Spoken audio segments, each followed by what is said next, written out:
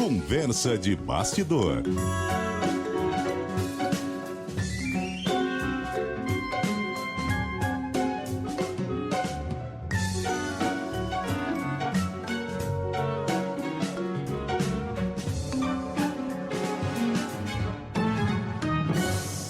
Hoje, novamente, reunindo aqui Malu Gaspar, Vera Magalhães, Lauro Jardim. Bom dia para você, Malu. Bom dia, Milton. Bom dia, Cássia. Bom dia para os meus colegas e bom dia para os nossos ouvintes. Bom dia, Vera. Oi, Milton. Bom dia para vocês, para os colegas, para os ouvintes. Bom dia para você, Lauro. Bom dia, Milton. Bom dia, Cássia. Bom dia, Malu e Vera. Bom dia, ouvintes. Bom dia a todos. Ô, Malu, vou fazer vou traçar um péssimo paralelo aqui. Eu tô acompanhando o jogo de vôlei aqui do Brasil e o jogo assim tá pau a pau ali, né? Agora tá 29-28 pra França, tá É que eu pensei um pouco nisso assim sobre o que tá acontecendo em Brasília. Porque se tinha lá no STF, assim, aquela discussão, os advogados se defendendo, agora vai ter julgamento semana que vem, mas ali do lado, no prédio ali do Legislativo, o pessoal também tava pau a pau, né? Tentando discutir a anistia. Milton, justamente, enquanto havia esse debates supostamente técnico, né, essa coisa técnica no julgamento, a política pegava fogo no Congresso, né? A gente está vendo o governador Tarcísio de Freitas entrou fundo aí na articulação para tentar fazer passar a anistia que ampla e restrita, que no fundo é uma anistia para o ex-presidente Bolsonaro, que nem condenado foi, mas já tem essa campanha pela anistia, e contando votos, né, Milton? Contando votos já a favor da aprovação da anistia na Câmara.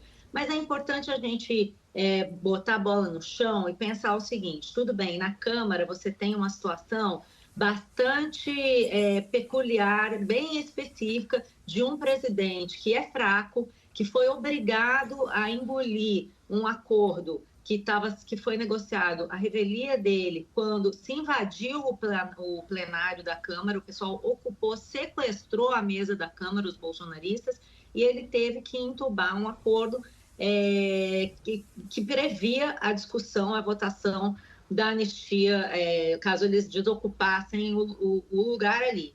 Então, na Câmara, além do que na Câmara a oposição tem votos, é mais forte mesmo, então é importante a gente ver o seguinte: mesmo que isso passe na Câmara, você tem uma outra instância, que é o Senado, onde a coisa não deve prosperar.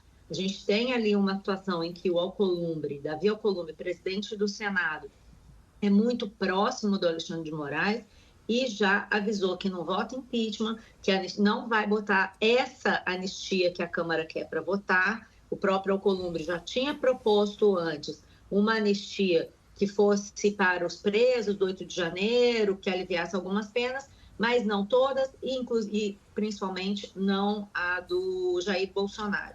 Então, essa situação que a gente tem, se pode passar na Câmara, mas não passa no Senado, e mais, nos últimos dias, ao perceber essa movimentação, os ministros do Supremo começaram a dizer que já tem um antídoto, uma vacina contra essa anistia, que é o fato de que uma decisão anterior do próprio Luiz Fux diz que crime de golpe de Estado, para crime de golpe de Estado não vale a anistia. A anistia é um instrumento previsto, mas não para crimes inafiançáveis, não para todos os crimes, e esse caso seria um crime pelo qual que a anistia não cobre. Então, nós temos um debate que é muito mais político do que qualquer coisa e que tem muito pouca chance de prosperar. Isso quer dizer que está tranquilo? Não. A gente vai ter na próxima semana, que é a semana decisiva do julgamento, e muito possivelmente até a eleição, uma discussão perene sobre a anistia, porque esse é o debate que os bolsonaristas querem fazer, né? Então, enquanto houver a possibilidade de vender essa narrativa da perseguição e tal, isso vai ser feito, porque isso faz parte do jogo eleitoral. E Vera, como que o Supremo encara essa possibilidade de anistia e, até para ser mais precisa, essas possibilidades, porque são duas propostas diferentes aí na mesa? Pois é, essa proposta que a Malu mencionou agora, que está sendo alinhavada pelo Davi Alcolumbre, com a ajuda do Rodrigo Pacheco, que é antecessor dele e que é, enfim, formado em Direito, é jurista, e também, como o Alcolumbre tem bom trânsito lá no Supremo, essa pode passar, Cássia, mas na seguinte linha, como a Malu falou, excluindo o Bolsonaro e não sendo efetivamente uma anistia, e sim uma possibilidade de revisão da dosimetria das penas e restrita aos condenados pelo 8 de janeiro. Então, seria algo como, vamos aqui ver essas penas, até cotejando com as penas que provavelmente vão ser imputadas agora, né, aos que são os integrantes da trama golpista, porque ficaria muito desproporcional penas tão altas para os condenados no 8 de janeiro e não tão distantes daqueles que durante muitos anos engendraram várias situações que poderiam levar até a que não houvesse eleições ou que as eleições fossem meladas, etc. Então, isso tem uma ala do Supremo que está conversando, sem ainda ter dado o ok, mas está ali medindo a temperatura da água, no sentido de que talvez uma saída dessa fosse menos danosa do que eles terem de decretar a inconstitucionalidade da outra anistia, a anistia ampla, total e restrita, que é essa que o governador de São Paulo, Tarcísio de Freitas, está aqui em Brasília, continua aqui. Ontem foi visto por uma repórter do Canal Meio, saindo já tarde da noite da casa do deputado Marcos Pereira, junto com o presidente da Câmara, Hugo Mota, e estão em plena negociação da outra anistia, a anistia total, que é aquela que os bolsonaristas insistem que é a única que vale para eles, né?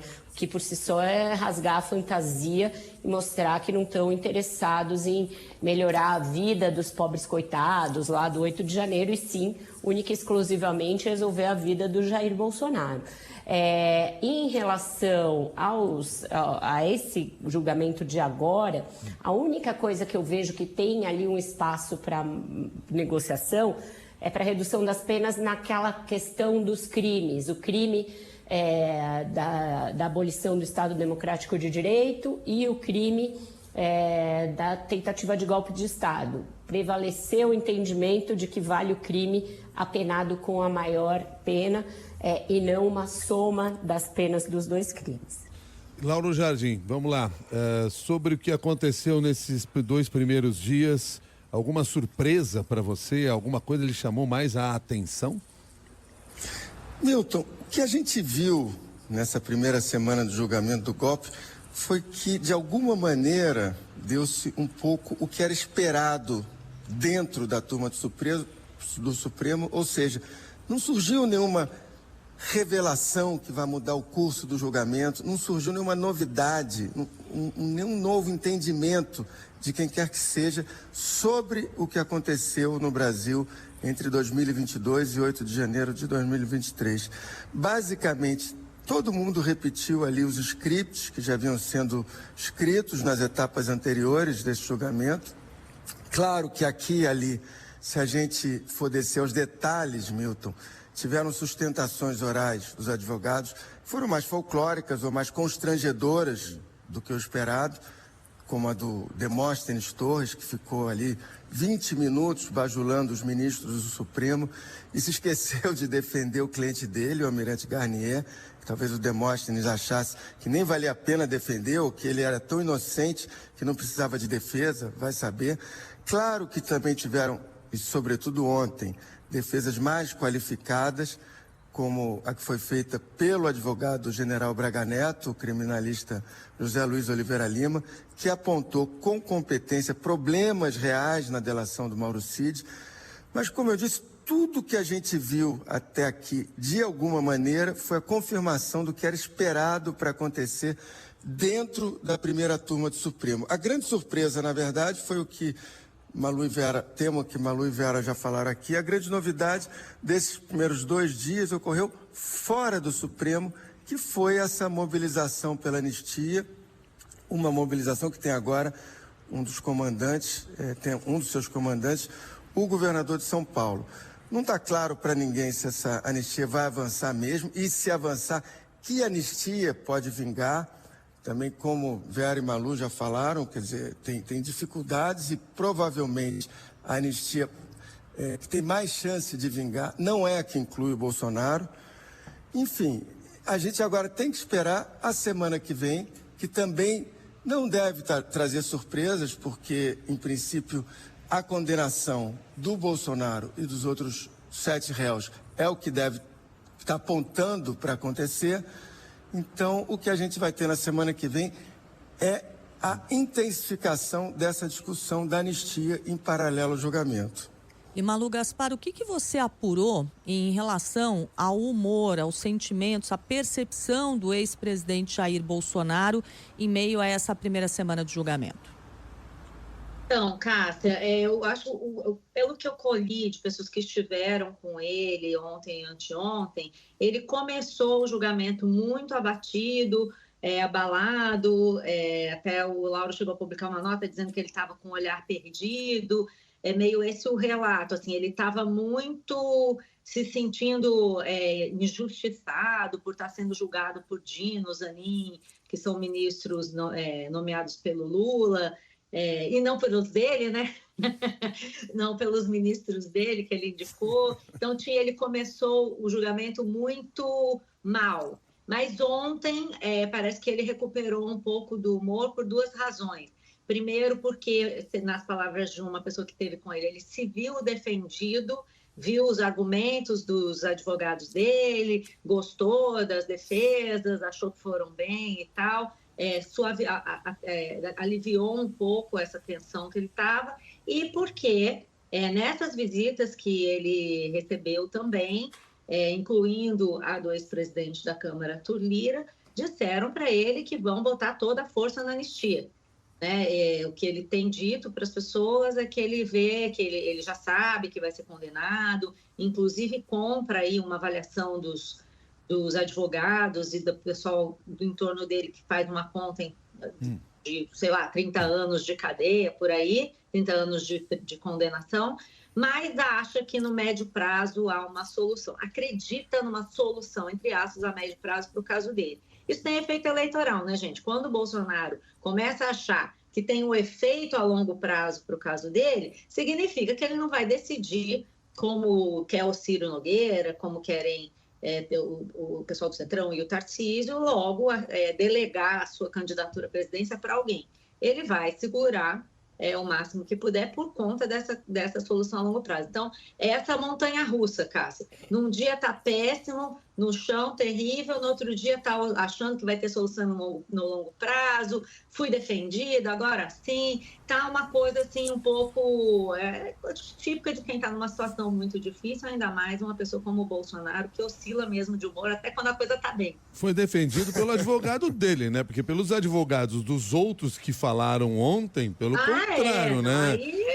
Inclusive, Vera, me conta aqui o seguinte, a partir dessa defesa que foi feita, algum daqueles que lá estão, almirantes, generais que foram defendidos, podem sair ali com uma diminuição de pena, uma situação melhor do que a do próprio do ex-presidente Jair Bolsonaro? Qual é a visão que você tem disso?